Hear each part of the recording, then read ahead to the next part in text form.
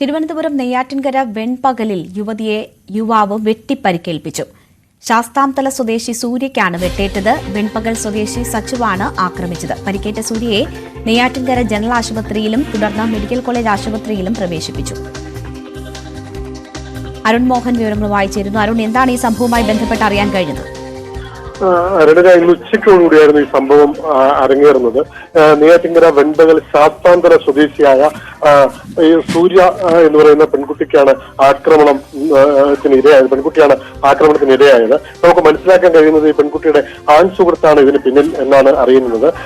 ഈ പറയുന്ന കുടങ്ങാവിള സ്വദേശി സച്ചു എന്ന് പറയുന്ന യുവാവായിരുന്നു ഇന്ന് വീട്ടിലെത്തി ഈ പെൺകുട്ടിയെ കൊലപ്പെടുത്താൻ ശ്രമിച്ചത്. ഗുരുതരമായ വെട്ടേറ്റ പെൺകുട്ടിയെ നെയ്യാറ്റിൻകര ജനറൽ ആശുപത്രിയിൽ എത്തിച്ച് പ്രാഥമിക ചികിത്സ നൽകിയ ശേഷം ഇപ്പോൾ തിരുവനന്തപുരം മെഡിക്കൽ കോളേജിൽ പ്രവേശിപ്പിച്ചിരിക്കുകയാണ്.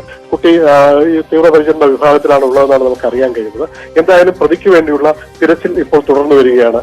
രേണുക. ശരി, അരുൺ മോഹനാണ് വിവരങ്ങൾ നൽകിയത്.